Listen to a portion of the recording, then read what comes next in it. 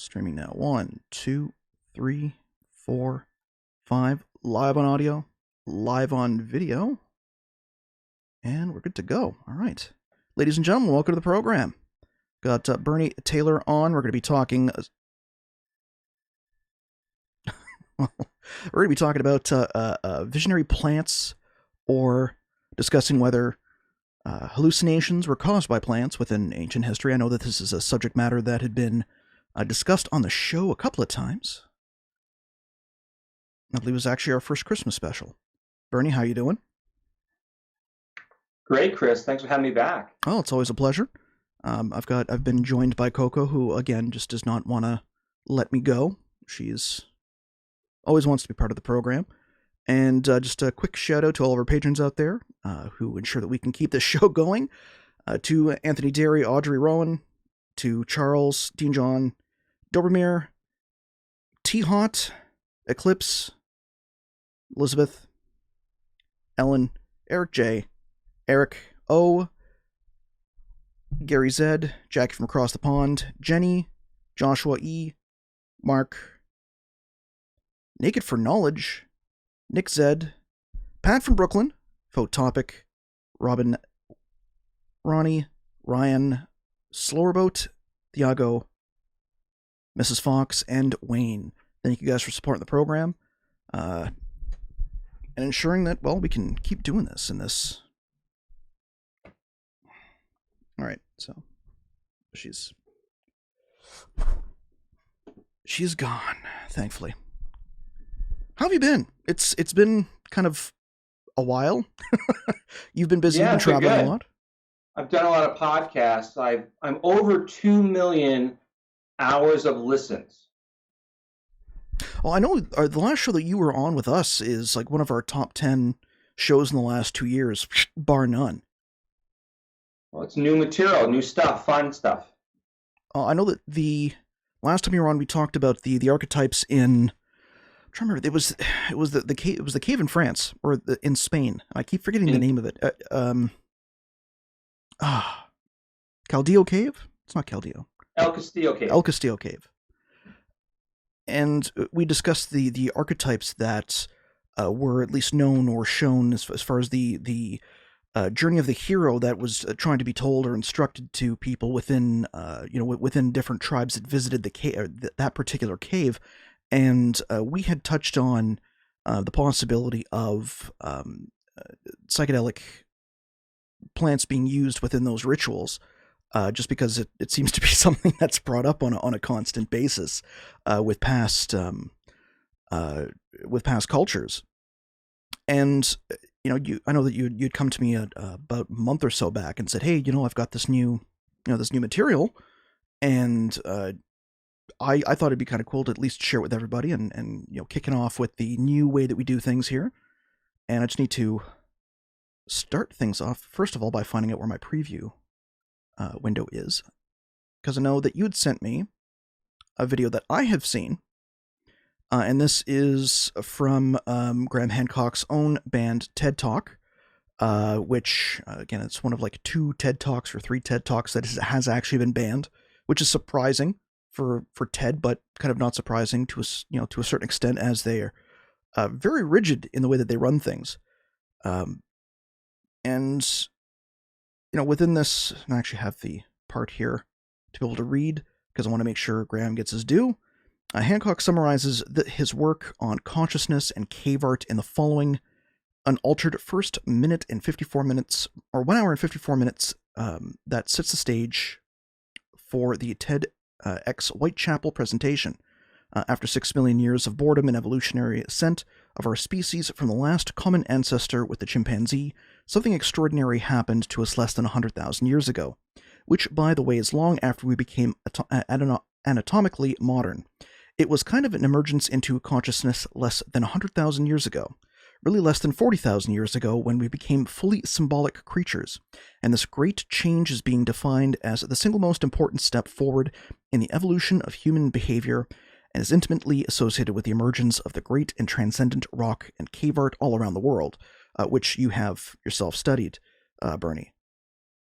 And over the last 30 years, researchers led by Professor David Lewis Williams at the University of Witwatersrand,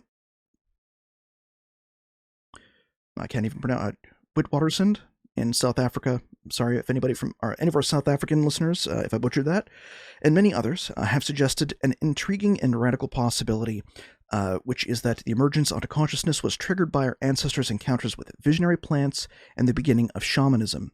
And if you analyze the cave art, there is no time to get into this or into the details here, although we are going to in this talk. But there are many details that make it clear that this was an art of altered state of consciousness or visions, and that plants like the Amatia muscaria, Amatia muscaria, which is that's the red-capped mushroom, if I'm not mistaken. Well, just read Graham says, yeah. Or cyclobin mushrooms appears to have been directly connected to this sudden and radical change. So that was Graham's take on it, and we looked into a long time ago. It was our first Christmas special. The possibility that Santa Claus and most of Christmas was actually inspired by the muscaria mushroom, which is kind of hilarious, I'd like to think, but also its prevalence throughout the world, and with cyclobin being something of a cultural, not outlier, because even nowadays it's still being consumed, although I've never done it myself, that it seems to be the precursor to that altered state of being or perception of the world beyond what most people even can necessarily understand, and how this has been translated into the cave paintings is something I've always kind of wondered. Sure, absolutely, and that's a good link. So, you read off Graham's first 2 minutes of his so-called banned TED Talk, and quote Graham, "If you analyze the cave art, there is no time to get into the details here," end quote. So we've got an hour or so right now to analyze the cave art, don't we, Chris? We do, yeah. Okay, now in fairness to Graham, is there a shout out to Graham? It's always a shout out for Graham, yeah. Shout out to Graham that if he wants to get on the show and talk about this and have a discussion, you're open, right? I'm always open. If Graham ever wants to come on the show, I'm more than willing to have him on here. And we do either Graham gets on with me or Graham can do it himself. It's an open invitation, right? It is. It would probably be an afternoon show for us because I know that he's usually 6 hours ahead, okay. And making sure that he can either get a full night's sleep, considering the amount of work that he does and travel that he does. Rest is kind of very important. So, okay, but good. we can work things out. Yes. Okay, so we'll jump into it. So Hancock uses the New Age term visionary plants instead of hallucinogenic drugs, regardless of the psychoactive substances are today gathered in the forest or synthesized in the lab. So so when you said visionary plants, when you read him, I interpret that as hallucinogenic drugs. And we're gonna take a look at the end of that kickoff that Graham has. He pops up as an image on the screen. It's a very important image because in that he summarizes everything he says. And in that image, there's a panel with red discs that comes from the Peshmerga cave about 25,000 years ago. And next to that are Amanita muscaria mushrooms. So the big red ones that people are saying are tied to Santa Claus. So Graham is saying that those red discs and those mushrooms are tied together. Okay, that's his analogy. Okay. He also shows an image from the Lascaux cave, the Hall of the Bulls, which is in France as well. There's other images of mushrooms, don't know what they are. And he also has an image from David Lewis Williams' page that he downloaded. So these two are not apparently working together. He puts that up there as well, and we'll discuss that. And then there's an illustration that Graham has depicting the evolution of modern man from a primate. And the apparent intent of these images, it's a collage. They're all connected. Let's jump into the mushroom. Let's go into those red discs first, because you and I have spent 3 hours so far talking about red discs in the gallery of discs in the El Castillo cave. 3.5. We had 3 hours, and that image, in the gallery of discs, is about 34,000 years ago. So Peshmerga is about 25,000 years old. So what we found in the El Castillo cave predates Graham's interpretation of the magic mushrooms 25,000 years ago. Okay, so we're going to go further back in time. So you can't jump out and say that, well, this was a vision of the mushrooms, that's why the red disc. In Peshmerga, if much older cave, we can have a different interpretation. And then the older cave, our interpretation is we found that there's the eyes of an apprentice who are made for those red discs, and the apprentice is listening to a shamanic teacher.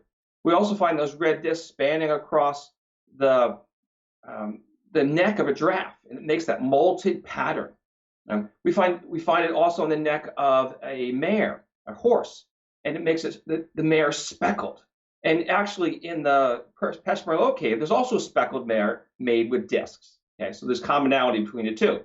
So the El Castillo cave, this gallery of discs, predates Peshmerga by at least 10,000 years, and the learning came from this earlier cave art, and not from the red discs.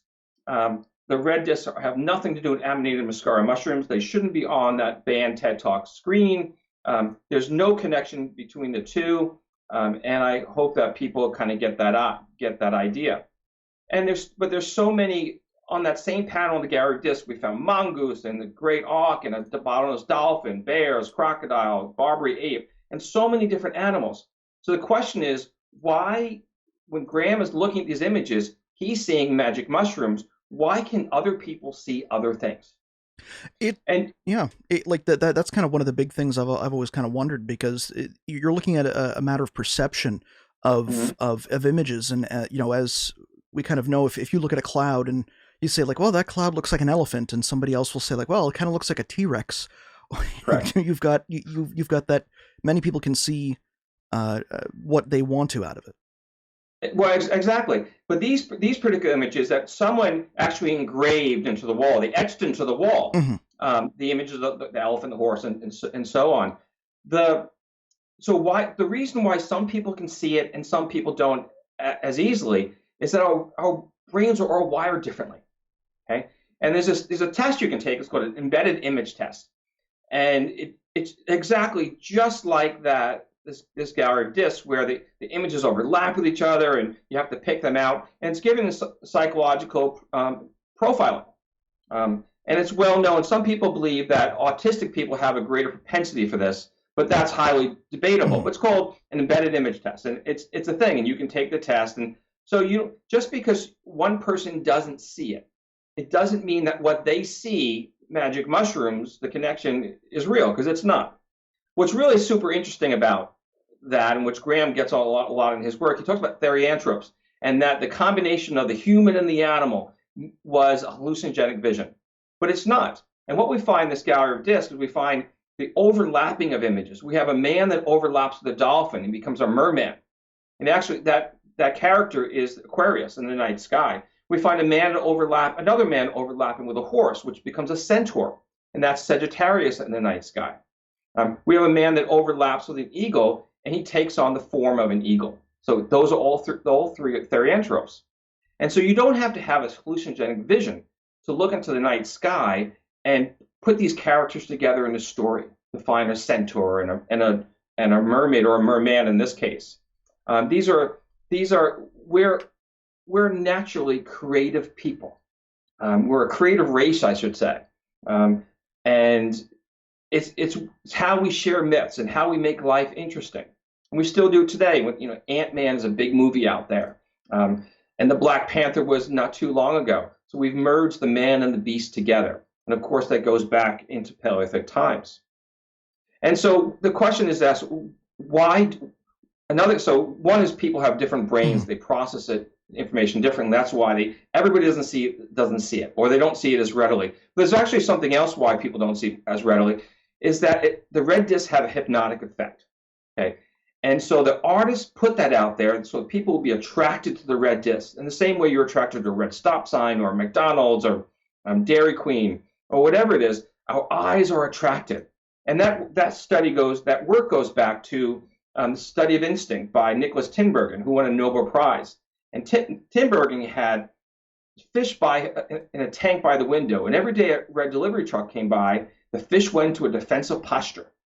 And he reasoned that because these fish don't have the cerebral hemisphere as cognitive thinking, it's brainstem dominated. So we all have that. So across the biological spectrum, when you have animals with brainstems, you have this attraction to red. So the Paleolithic artists were they were teasing the apprentice, and they were drawing our attention from the elephant in the room as well. And so, what are your experiences with red? That well, besides the red on your chair behind you, red's one of my favorite colors. It's depending on the shade, you have the ability to mix with almost any other color for either as a background or a point of prominence within a design. It grabs people's attention. It also it's a good bright color for warning, obviously. So if you're doing a part of a part of a flyer, or it's just an advertisement that needs to have some type of prominence, I'll use red. At the same time, I'll usually also mix yellow on top of that, as seen within the cave painting. If it has that sandstone hue to it, which I do know the brain can actually see faster than red, as far as processing, which is why you've got red light being stop and yellow being hit the gas and make sure you you make the red. But you're supposed to have that caution, warning sign or side to it, and depending on the color, it could be something that's more of a soothing attention grabber. Usually, if you're dealing with black or dark blue, my own experience, well, I look fairly good in red, I think, although a little bit better in blue. But still, if you want that eye-catching piece of a blue suit, you put a red or reddish handkerchief in there, and it really makes everything else pop. And ladies and gentlemen, you just heard that from a professional graphic artist. Well, if you didn't know that already. And so that was good. I love that, Chris. That was really a good explanation, because it carries it forwards. And on this gallery disc that we explored, do you remember anybody eating a red disc? The answer is no. Rocky just joined us in chat, so you're asking me that question. Like, did you see anybody eat a red disc? I'm like, did I? No, you didn't. Okay, so you think if these people, if they have the red discs representing mushrooms, you think someone at least had one in their hand, put it in their mouth? I don't know. Like, my daughter will, like, if she'll eat cheese, and she loves strawberries, so she'll go for the strawberry first, but she'll have it in her hand. Well, yeah, right? She'll have anything in her hand. We have human characters on this gallery of discs. True. And they're not kneeling down to eat the red disc. They're not holding them in their hands. So if I would go with, if they had anything to do with magic mushrooms, one of them would probably have it in their hand.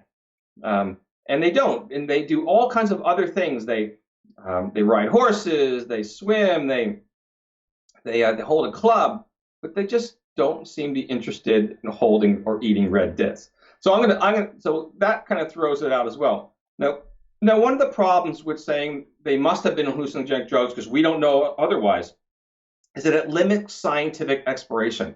You remember the Chaco Canyon where they had those sun daggers for the solstices and equinoxes? Yes. I've seen the pictures on the History Channel. I have. Yeah. Well, I've seen them. Gary, when he was on the show the last couple of times, he usually brings up Chaco Canyon, and but usually we focus on the petroglyphs that have been drawn on some of the rocks in that area, which are very similar to Castillo Cave, or not necessarily, because I know that with Castillo they're not they're negatives, whereas they're actually drawn in Chaco Canyon. Exactly. Well, the Chaco Canyon one has the sun daggers cast a shadow over centrifugal circles, and that's how they told the time. Mm-hmm. Now, prior to determining that they're actually sun daggers, people said they were hallucinogenic visions.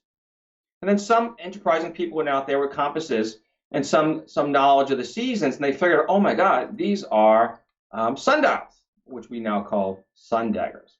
And so if we just say, well, they're on drugs, then we lose the perspective of looking forward to looking deeper into science and learning about ourselves, other than saying, well, we must have been drugs.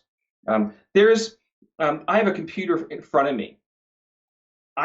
It's full of microchips and things like that. I can't make this. I have no ability, no technical ability to take it apart, to put it back together, and so forth. It doesn't mean that the user was on drugs. Right? It means that I just don't know how to do it, and that's okay. And I'm okay with that. Now, there's another image that Graham Hancock had. It was from the Hall of the Bulls. And that's really an important one. And that's at the Lascaux Cave. It dates to about 17,000 years ago. It's an important one because there was actually a movie about it, about that panel. And the movie was by Dr. Chantal Jacques Walensky. And Chantal is a French astronomer. And the movie is available on, it's Prehistoric Astronomers on Curiosity Stream, which is a paid channel, but you'll also find images in the documentary on YouTube, because it's been uploaded.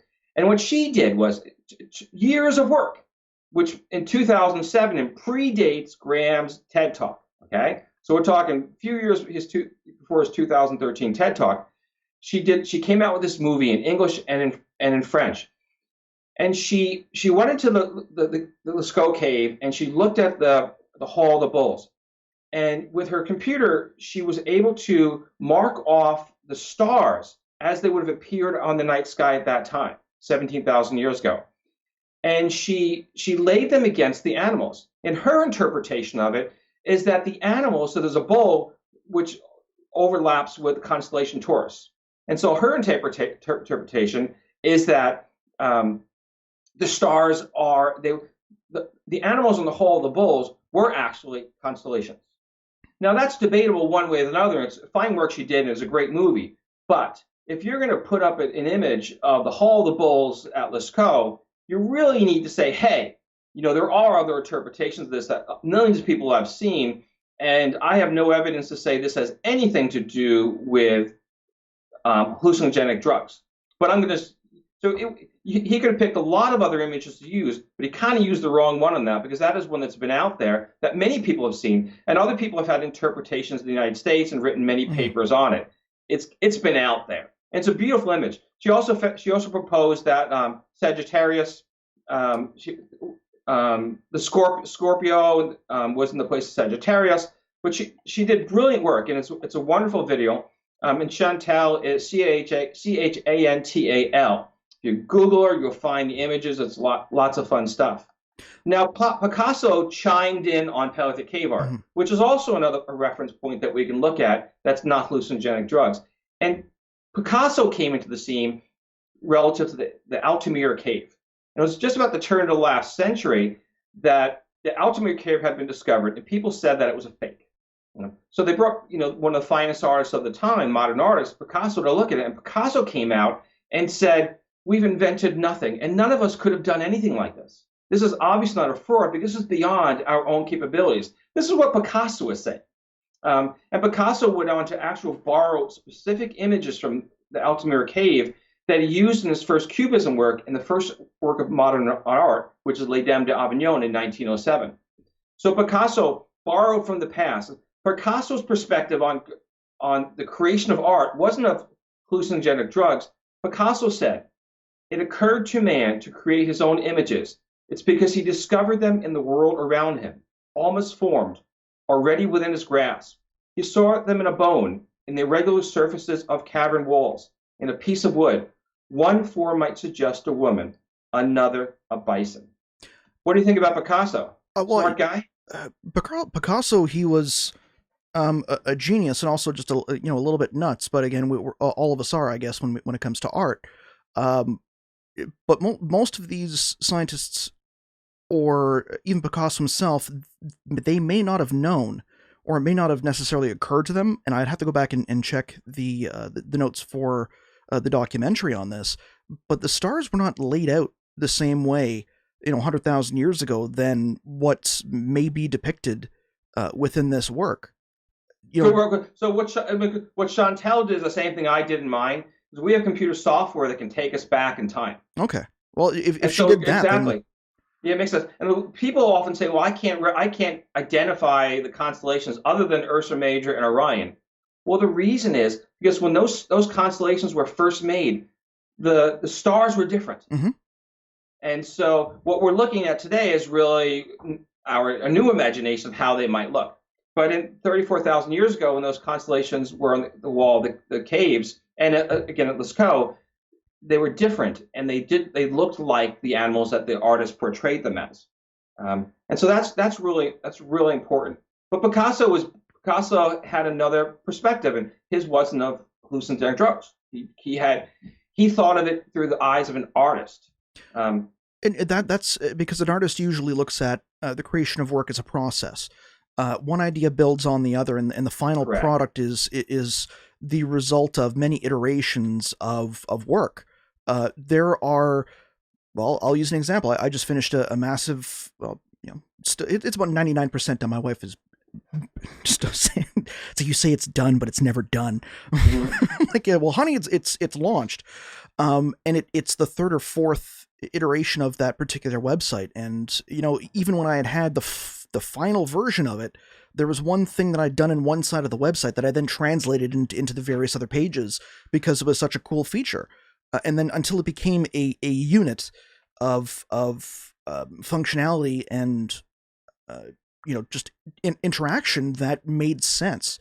And we look at the world, and when we look at a final product, we the people who are looking at that and saying, well, it was obviously had to have been hallucinogenic drugs that opened their minds up. It's like, well, Mm-hmm. it could have been, or it could have been multiple generations of trial and error, or somebody who may have been trying for 10 years to be able to perfect that one particular method of art and the proper pigmentation and the way of delivering it to that rock face that worked for him. Exactly. So it's from an artistic side, it's like, no, it could have been just trial and error, and people don't get that because they're not necessarily used to it, or they don't think about it. Mm-hmm. Absolutely. Yeah, that's a brilliant response. But Hancock also said that he talked about symbolic behavior and Mm-hmm. emergence through hallucinogenic drugs as well. But let's talk about symbolic behavior because that's really important. Oh, here we go. I mean, that's really important. And you just lifted your hands, and that's a simple. You made a gesture like, "Hey, this is hands up." Well, Jane Goodall in 1968 came out with the first work that chimpanzees had symbolic behavior. And she wrote that they had gestures. Mm-hmm. In the last few years, it came out in the literature that chimpanzees and bonobos have about 60 gestures in the wild. Okay, so that they're communicating with each other. So that's a symbolic language. There was a chimpanzee in captivity that was taken from the wild named Washoe, and this was about 2000. Washoe learned more than 350 gestures of American Sign Language. Symbolic language. Mm-hmm. Washoe taught her adopted son American Sign Language. And the chimpanzees in their community also learned through just interactions, they learned American Sign Language. So is there anything more symbolic than a gesture language, 350 characters that chimps are smart. Chimps can have a gesture language in the same way that you can lift your hands up and say, whoa. No, it's not even hands off. It's like you people will make certain actions to accentuate their words based on cultural factors, based on upbringing. A lot of it can actually just be ingrained within us as a form of instinct. How much of action is based on repetition and conditioning, and how much of it is actually just coded into our DNA. Like, my wife and I actually had this interesting conversation because our daughter's starting to learn how to grab everything around her. Now she can move to it, but if we're giving her a bath, or if we go to swim class, she doesn't like going on her back, and she's going to try and embrace herself. And this isn't something that was taught to her. We've always been and especially me, I'm the extra careful one who makes sure that she's properly cradled and, it's carefully placed in position. And she still has that instinct to brace herself. And it's like, is that something that is, is that instinct? Is that something that she's learned based on experience of maybe falling down on her playmat or in her crib? And you look at the types of languages that most animals will have, and I'll go back to primates. Uh, what was it? For crying out loud, lowland gorillas. And even elephants, they'll do mock charges at you, which is a Correct. pretty big symbol to Hmm. get the bleep out of here. You're in my space. This is not cool. Absolutely. So what you need a tissue for this one. You got a tissue nearby? Um, Okay. Or you sure. can just use your sleeve. You can use the sleeves. Okay. Um, so Washoe had a bit of an attitude. Okay. And her handler, one of her trainers, had left for a few weeks and Mhm. come back. And her trainer had gone back. She went on maternity leave. And when she came back, she wasn't pregnant and she didn't have the baby. And so Washoe was not very happy, and the trainer started talking to her, and Washoe said, "Well, where have you been?" And she said, "Well, I lost my baby." Washoe recognized that she had a miscarriage. The baby didn't survive. So Washoe couldn't cry because chimpanzees lack tear ducts. So she gestured the emotion of crying. That is fully symbolic behavior, something a chimpanzee can't do, but recognize that people can do, and that she created a new gesture of something that came out of just by something she watched. So we didn't become symbolic beings because of hallucinogenic drugs. We had symbolism from being chimpanzees. And between being chimpanzees and what we are now, there are probably many stages of what people could and couldn't do. So I'm not I'm a big chimp fan, but I believe we're not chimps. And I don't believe that we need to have hallucinogenic drug or visionary plants to have symbolic behavior. Not in the same way your kid doesn't need to take drugs to splay herself out in the water so she can swim a little bit. The same sort of thing. Now, in the world, people hang on a second. In the world, people do have trance dances. I'm sorry, people do have altered states of consciousness, and the most common way that they do it is through a trance dance um, and drumming. So all around the world, people do that, and It's called a and, rave. and in place and in places where there are hallucinogenic drugs, they still go with the trance dance and the drumming for their ceremonial purposes. Have you been to a nightclub with a DJ? Obviously, Oh yeah, it's the same thing, same it's concept. Yeah. there was a like one of the pioneers of house music, Alorius Kane, owned a record store here in Ottawa called ABM. Where I basically, like, when I first started DJing, that's where you got your music. And Fridays at noon, there would be a lineup of 50 to 100 people, because that's when the new stuff came in. And this was obviously before MP3s or the ability to buy stuff online. And he was actually, I forget the book, and my friend Thomas Technobrat would know, because I think he's got a copy of it.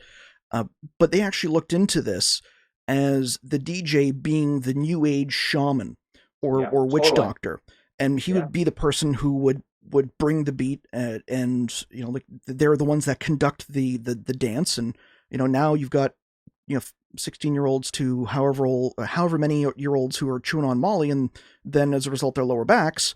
Um, it, but you're looking at the same thing. You're looking at an altered state of consciousness to a 4/4 constant beat of around 120 to 145 BPM.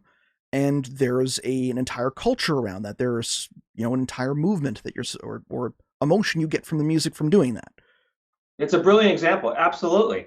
So in Hancock's, we were talking about the first 2 minutes of his TED Talk, Mm-hmm. but the entirety of his TED Talk, he never brings up altered state of consciousness by trance dance and drumming. But it is the most prevalent around the world. Around the world, people do use hallucinogenic drugs, shamanic practices. So in Siberia, they use psilocybin mushrooms. They use ayahuasca in Amazon. So different parts of the world. So we'll call those fringe groups that have that. But the base of the tree, or the roots of this tree, where people have these ceremonies, where all around the world have the experience, it's the drumming and the trance dance. And that's really important. And he talked about David Lewis Williams. David Lewis Williams, Professor Davis Lewis Williams, did work on study of shamanic people Mm-hmm. in Africa, and he basically came up with the same concept. Now, Hancock shows Lewis Williams, and he says that, I think correctly, that Lewis shamanism and hallucinogenic drugs. He put them in the same sentence. But in fact, David Lewis Williams did not advocate the use of hallucinogenic drugs for the creation of Paleolithic art. He said he had a completely different hypothesis. He said that we have patterns in our mind, circles and squares and triangles and so on, and that these people, when they're in a light deprived place for a long period of time, they project those images onto the walls. And some of them become horses, some of them became orcs. Now, I don't agree with David Lewis Williams' hypothesis as he had it in his books, but it's an alternative perspective than Hancock had. And so David Lewis Williams' picture should not have been used with the hallucinogenic drugs, and he should not have been associated with it in his verbiage, because it's just not. David Lewis never said it. He never wrote it, and it is a completely. I don't agree with Lewis's work, but it's a completely different path. And I believe that I don't believe any. I believe we should all have freedom of speech, but if you're gonna misrepresent people, your TED Talk needs to be fixed, or there should be some sort of notation underneath to say that David Lewis Williams didn't say this. His picture shouldn't be associated with the drugs and so forth, because that's not who he is and who he was at the time. And his book is The Mind in the Cave, but he also went on to write other books and many other so-called peer-reviewed articles. And I think that's really important. So kind of like a summary of how I see this is that all prehistoric paradigms have a life to them. There will always be the repatterning of stars, depths of earth to make archaeological finds, indigenous stories to be reheard from long ago, and alternative perspectives from fresh eyes that seek to solve mankind's timeless riddles. We inherently have creative minds that are open to infinite possibilities, minds that predate Paleolithic cave art in Europe, and the use of hallucinogenic drugs. And if that's like a summary, is that there's many directions we can go, and the direction I went was to find the characters and look at them through myth and the psychology of man. David Lewis Williams had his direction, and Chantel was focused on astronomy. She did brilliant work, and she did her videos, other caves as well. And I recommend people to tune into it. But going back to Hancock's image, his band TED Talk, and what he threw up there is, if you're taking magic mushrooms, then that's what's in your mind, and you believe that becomes your reality, because through magic mushrooms you see a different reality, and you could say, well, maybe everybody else, mankind had a different reality, different consciousness, a different symbolic behavior through these magic mushrooms, but it isn't reality, because we can find all these measurable, reasonable explanations that can be found without hallucinogenic drugs. So I didn't use hallucinogenic drugs in my work, but I could do this. And part of the reason is that I didn't even know about Hancock's work when I was writing the book. I'm glad I went to the first half of it anyway, and I'm glad I didn't, because it led me to explore other directions, which we can now see in our that are more interesting than they must have been on drugs. And here's a question I asked you back in our first session: was if your kid, when your daughter goes to school, and if she someday comes home with a D on a math test, and says, the teacher must have been on drugs, that's why I can't understand this. Do you say to your kid, well, maybe you should try those drugs, or let's look at the math problems. Let's figure out how we can do it. So that's the question for you, Chris. Well, if that ever happens, and it comes down to two things. Coming from a guy who, and I'll be flat honest, I took last year geometry and algebra a couple of times.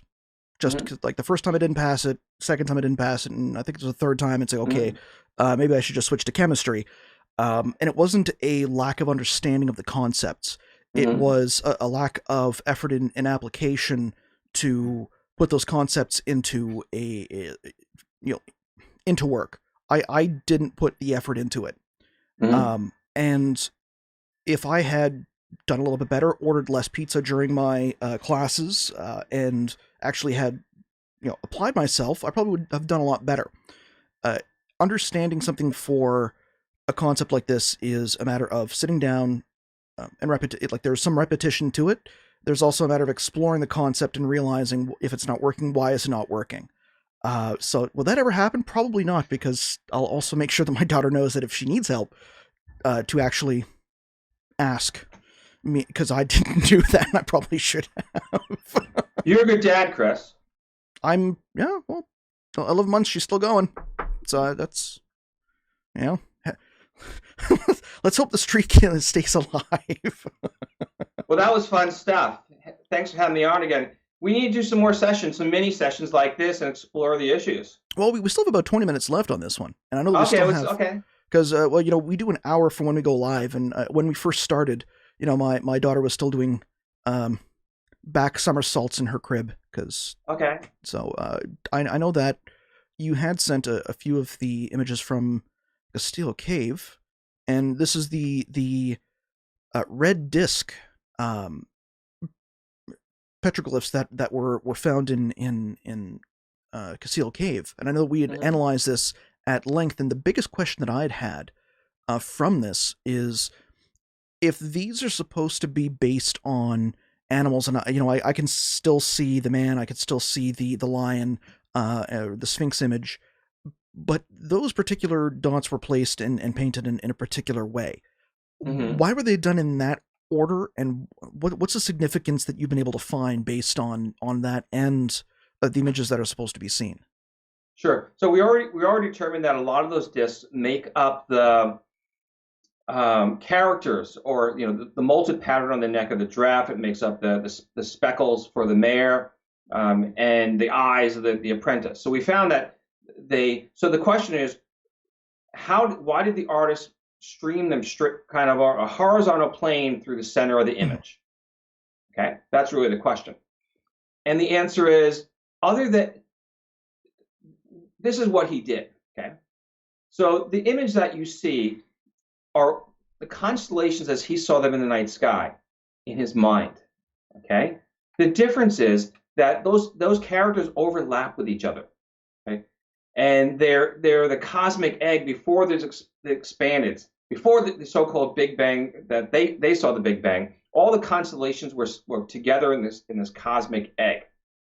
Okay, so he's condensed all the images together, and that's why they overlap with each other. And that's how the man overlaps with the horse to become the centaur. The dolphin overlaps with another man to become the merman, and so forth. And so the question is, why do they run across? How did he do it that way? Because I believe he needed to do it that way to get them. That was like when you draw an image, you don't just start swiggling lines around. You start with a pattern, right? Mm-hmm. If you're going to draw a man's face, you might make some sort of a helmet, okay? And you start making ears and nose and off of the helmet, like a kind of a helmet design. If you're gonna draw a horse, you and I draw a horse, maybe we draw like some sort of rectangle, right? And then we put legs on it, and then we erase stuff out and smooth out the lines and so on. Well, I believe that those red discs that run across horizontal to the center had something to do with the pattern that he was going off of to create these images. Now, the center of that image is also the horizon line. Okay, so the constellations, they run through the night sky through that horizon line. Okay, it's actually it's an early June pre-dawn scene, 34,000 years ago. So that's why some of the characters look up, and some look down. They actually face down, not look up. Some face up towards the ceiling, some face towards the bottom. Well, that's impossible in the real world.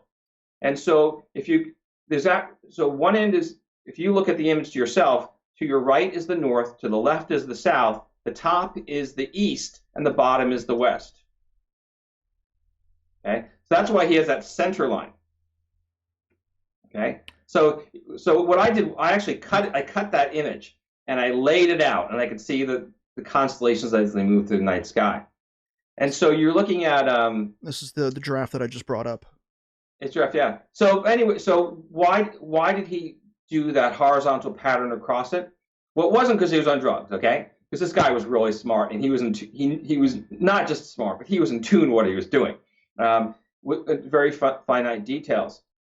Because it was like the basic pattern that he had for the rest of his vision. Now, I believe there's some sort of order or some sort of nomenclature or count to those red discs. I just haven't figured it out yet. And so I've looked at lunar timing. I'm not really sure. I have some ideas, but I've never really worked that one out yet. But by not counting the discs, I was actually able to, or get focused on those red discs, I was able to see the forest through the trees, or in this case, the elephant behind the red discs. Now, the red-haired man is a pretty interesting one because you've got this man running with a giant club, and honestly, the styling of it looks like one of those '70s Beatles cartoons.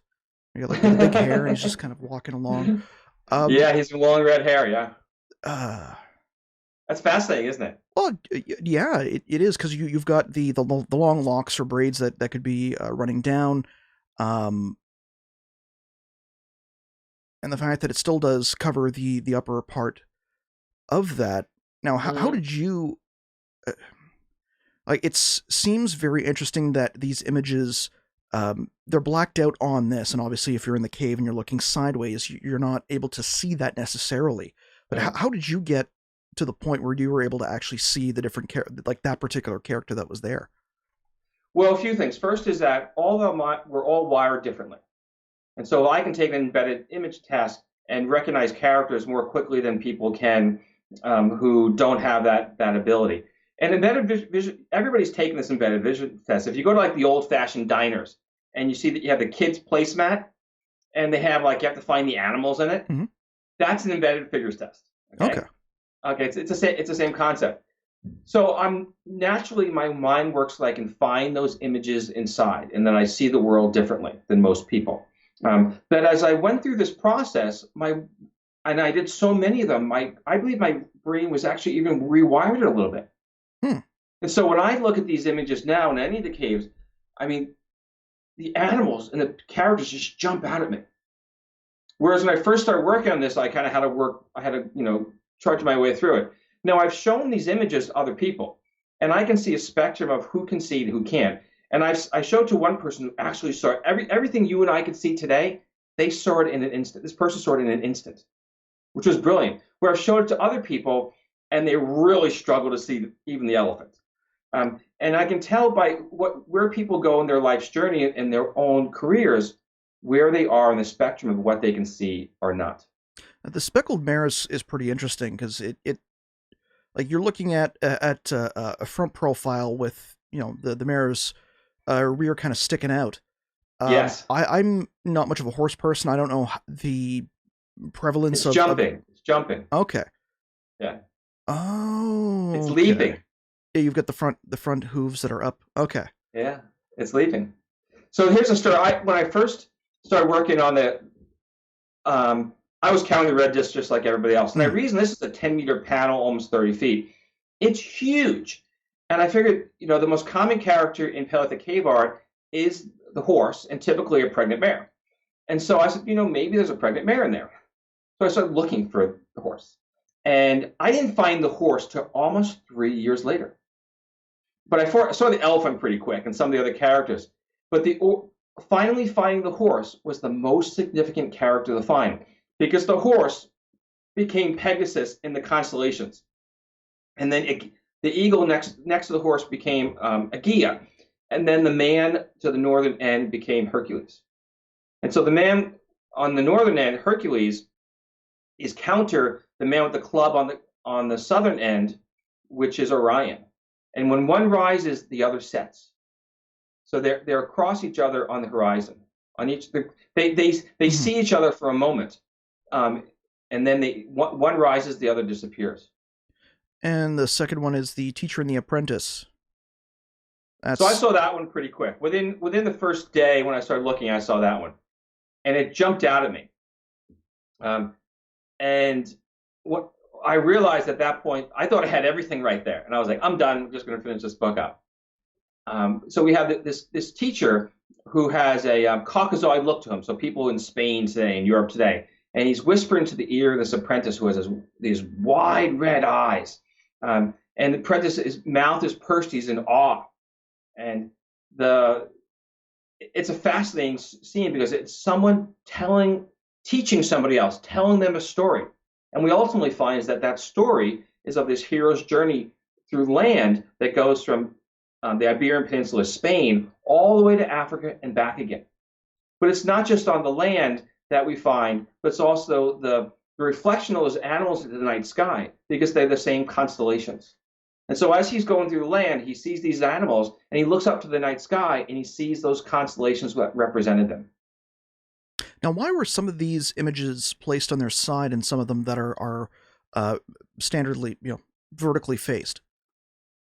Because if you could take a pair of scissors, and if you cut out right down that center line, okay, and you would have, that's one horizon, okay. So everything above the center line is one horizon. Everything below the center line is another horizon.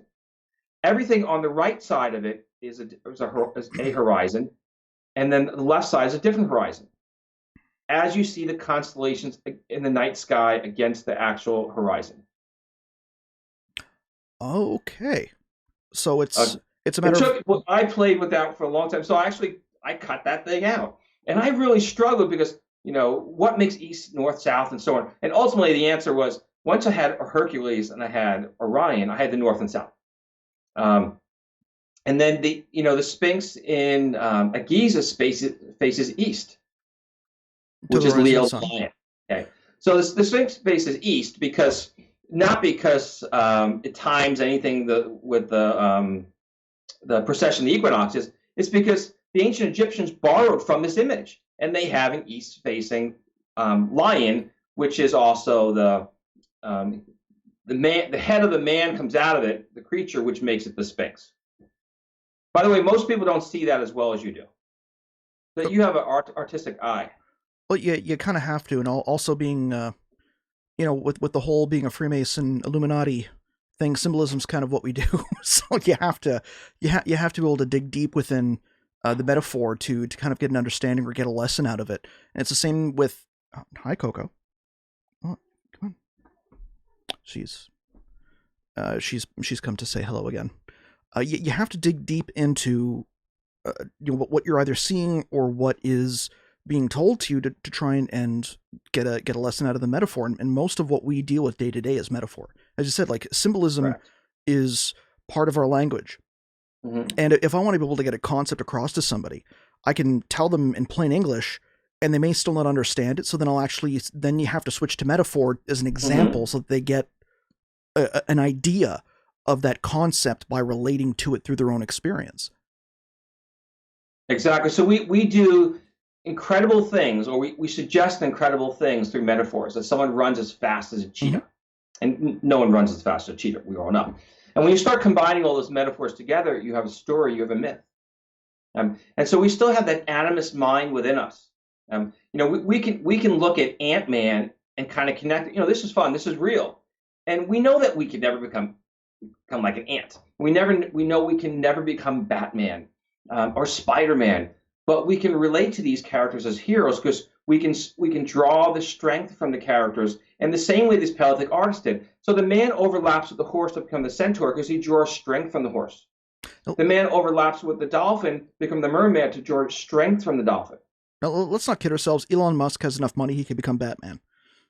He may actually be Batman. Yeah.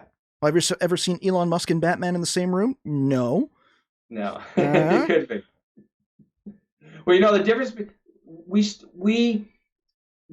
still have that Batman within us. We still have the bat within us. The only difference is we just have better toys. We're still animists with it at heart. And just like these Paleolithic cave artists were, we just have better toys. Yeah, you can see that until your cat knocks them off your desk. I have to try and keep. I'm playing keep away with her. She's going after my phone and all that. And hi. So what did you learn tonight about Paleolithic cave art and hallucinogenic drugs and visionary? Are they visionary plants with hallucinogenic drugs? Honestly, I'm going to go with they're probably hallucinogenic drugs, but again, that's kind of more my. I'm an outlier in the alternative knowledge Sure.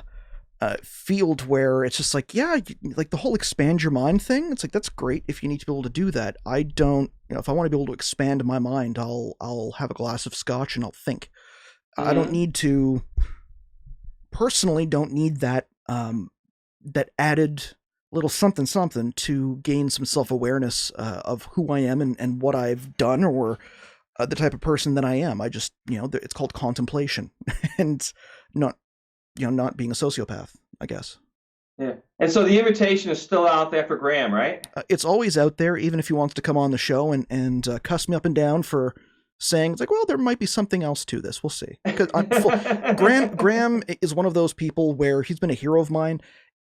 If he wants to come and yell at me for questioning the doctrine, it's like just sitting there going like, wow, Graham Hancock is giving me crap right now. This is awesome. There. And we didn't say anything tonight that was derogatory. No, Graham is awesome. Are you kidding me? We just looked at the evidence. It's a matter of like, it's opinion, and at least for my side, and again, I could be completely wrong. Graham could be right. It's the question is, have we explored the entire subject enough, and is it something that is open for discussion? And I think that there's always a way to be able to gain consensus or at least deeper understanding of ourselves through that discussion. Because, even if I'm completely wrong, it's still, there's maybe other things that I come up with in other realms of things that I'm interested in, whether it's design or, self-awareness that you may not have gotten from that discussion otherwise. I believe that tonight, this podcast is the first one that had a alternative to hallucinogenic drugs in art, symbolism, and the consciousness of man. I believe we're the first one to have an alternative. There's tons of them out there that will talk about ayahuasca and bring on the consciousness of man around the world, but we're the first ones to actually tell a different story. I'm open to the idea of expanding on it and seeing where it goes. Art is something that's always been a part of my life and my family, family members' lives. It may, as long as it can advance the art or at least advance the concept of the human mind and consciousness and understanding consciousness in general, I think it's something that's worth doing. Yeah. Have you played with this idea, these cave art images in your own work with the overlapping characters? Have you considered that? Sometimes. Can you do it? What do you think? I mean, this guy was good, right? I can't draw worth a damn. I'm very good at shapes and the core design principles. If you put a pencil into my hand, I will screw up I will screw up a stick figure.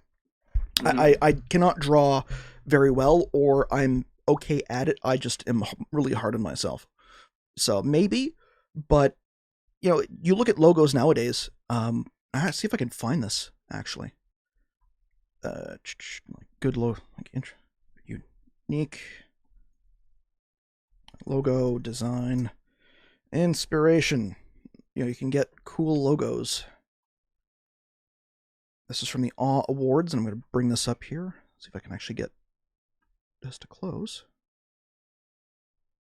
Because you see people who do logo design, and they will always do like a trick or try and do a trick out of the logo to make it look like something else. Like for instance, see if I can I'll bring this up here. This one is like a love clip. Okay, so your company's name is Love Clip. Okay, well you got a heart that's made out of a paper clip. It's like a visual pun, as it were. You try and make like this one's a fence, and you actually have the image of a fence that looks like a fence. Like, okay, Mm-hmm. that's smart, that's cute, and you can do it in pretty interesting ways. But there is something to be said about having a symbol that actually symbolizes um, what the brand actually stands for. You know, if you're looking at a brand is supposed to be bring to mind a feeling, an emotion, and Mm-hmm. representation of what that company stands for, what Mm-hmm. its values are. So if you're doing a visual pun, it's like, okay, haha, you've got Milky Mug and it's a mug made out of a cow's udder, but does that necessarily translate the feeling that the company's trying to convey to their target audience? And Mm-hmm. unless you're going, well, we're a cute company and we're kind of have a smart alecky style of doing business, you'll be hard pressed to be able to say that. Um, I have seen these all over the place, and they're to me, as somebody who's been doing branding, crap, close to 20 years now. God, I'm getting old. Mm-hmm. It's the effort is going into trying to make it fun, or trying to you know make the joke stick, but it doesn't Mm-hmm. necessarily serve the purpose of the brand. It's the graphic designer trying to seem smart. Mm-hmm. Well, great. Did you actually do the job of conveying the brand ideals to the client? No, then you didn't do Mm-hmm. your job. You just made a cool picture. Mm-hmm. So it can be done. Like I could probably, I can do stuff like this. Any graphic designer who understands, creative concepts and how to be able to develop them can do it. Mm-hmm. There are probably 30 or 40 different iterations that this person did. Like for instance, Up. So they sat there with a piece of paper and a pen, and with the graph paper. And usually for most people who deal with branding, it's a sheet of paper with dots on it. Okay, you're talking about the cave artist. Well, the cave artist or any branding person. Okay. But So the cave artist didn't have a pen and paper. no, but he had different walls, Yeah, probably, different ones. or he had different stones all over the place. And I can guarantee you, when he did that one, there's Yeah. probably a trail of designs from wherever that Yeah. tribe started, and they were Yeah. pretty crappy compared to that masterpiece they did on the wall there. Or maybe it was Yeah. on the ground and that got covered up. Maybe he just Yeah. used a stick on the dirt and just kind of drew it. Mm-hmm. But like you're looking at something like this, you've got your pen and paper, you've got your all the different ideas that you can go through, and you can go through 20, 30, 40, 100, or two until you actually get to that end result. It depends on your thought process. Then you move it to the actual live digital version, and you develop Yeah. it from there. um That's pretty good, though. He condensed the whole night sky and all the constellations into one image. well, that is Extraordinary. I'm gonna have to say, because it's not just like a one, it's not just a one-off pun, it's Yeah. multiple concepts that are rolled into one. Correct. And looking at it, it's like, was it only one person who actually designed that, or was it designed over multiple iterations? Is Mm-hmm. it one person who worked for 10 years on it, or is it 10 people who worked 1 year each on it? Mm-hmm. So this is how this is how I see it, because I've seen a few others of these, and some are in the book, some are not. Here's kind of a question for you: if you think of the geniuses of all time, top three, who would you come up with? Geniuses. Geniuses, yeah, geniuses, top three of all time.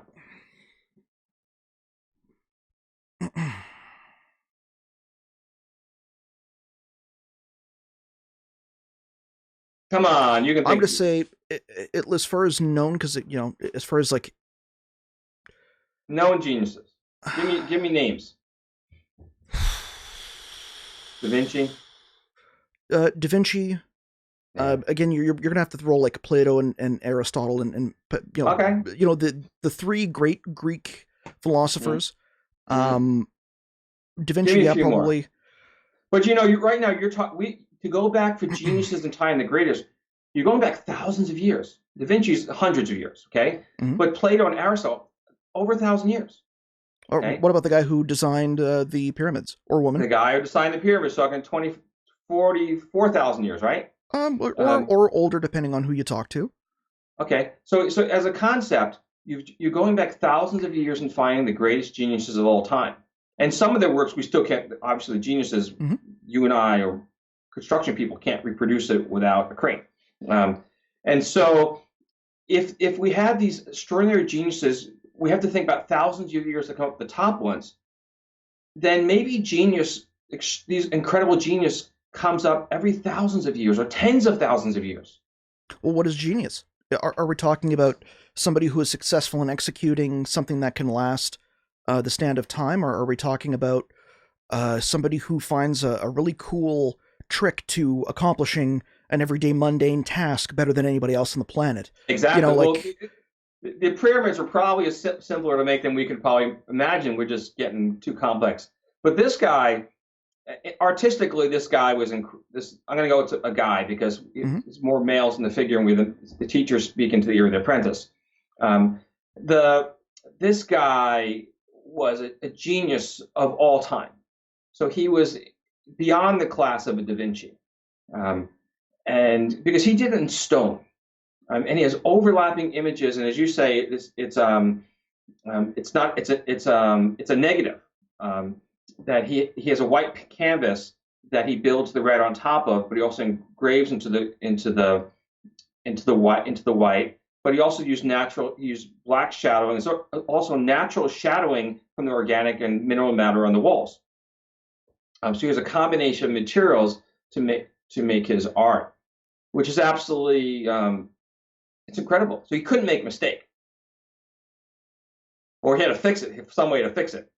Because all the constellations need to be in the right place, and they need to be identified. And then what he does is he has characters that, for example, this teacher character who speaks into the ear of the apprentice, if you flip him horizontally, it becomes the mask of another character.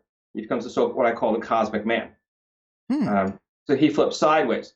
And so he does that a number of times in the images to that there can be multiple perspectives. Yeah. Okay. And again, it still goes to the idea, was it with just one person? Yeah, it could have been. So do you think you can pull some logos out of that image? You can use them. I mean, it's in the public domain. Oh, I probably could, but it's also a matter of, well, if I'm, using a derivative, or if I'm making a derivative work from an original, is there, it's like, is it really original? Yes, yeah. So yeah, like, there are always a possibility. If you want one, I could probably do it based on that, because it's more of a symbolism towards your own work and what you've been trying to accomplish. But from like, if you're looking at a logo, like a logo is a very personal thing. Yeah, it's like a logo is your signature. Well, did you ever practice your signature when you were younger? Not very well. Well, I know a lot of people who did. They'd write their name over and over and over again. Even for myself, I did that when I was younger. My signature sucks. Like, I could be a doctor, but not a doctor. It's so bad. Yeah, me too. I'm the same way. Well, I know, like, we're hitting the 1 hour mark, and I know, like, you're on the West Coast. We're on the East, and it's getting close to that 11 o'clock mark. And wow, we actually, cool. So we're getting up there in the time, and I know that I am going to be very thankful. Let's do another show again, another time. Maybe get Graham on here and have a discussion. If you can talk to him and you can get him on here. Oh, he's not going to talk to me, obviously. No. Yeah. But he's listening to us right now, isn't he? It's a very good possibility. He will be listening. It's a very good possibility. It's a definite possibility. Well, this is. It's like, now I'm all like nervous. It's like, I got the vapors. No, his fan club is definitely going to let this be known. So we've crossed the Rubicon tonight. Oh, I'm. If it feels like it, I just got to the end of another day in one piece, and that's pretty well all I look for on a day-to-day basis. Did I survive? Have the lions gotten to me? No. So let's touch base again and set up another show. All right, sounds good. Let's see if the next danger, which is always the outro music playing, actually happens. There's always that outro music. There we go. I can actually hear it in the background this time. All right. And is it actually playing? And it's not playing for the... Oh, man. Are you kidding me?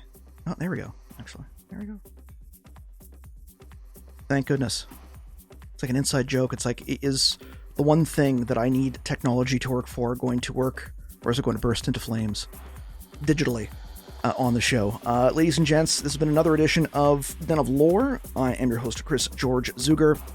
Check us next week. We got a 2 show Halloween night, we have the great Robert Sullivan IV, who's going to be coming on. We're going to be talking about the Illuminati. We just keep joking about that. It's going to be two 32nd degree high-level Masons talking about Freemasonry, horror movie symbolism, and whatever else pops into our deep state minds. Deep state of mind. Whatever the kids are calling the conspiracies these days. On Friday next week, we've got a pretty interesting show, and I think we're still working on it. Or actually, was this supposed to be the show for next week? My goodness, checking the calendar here.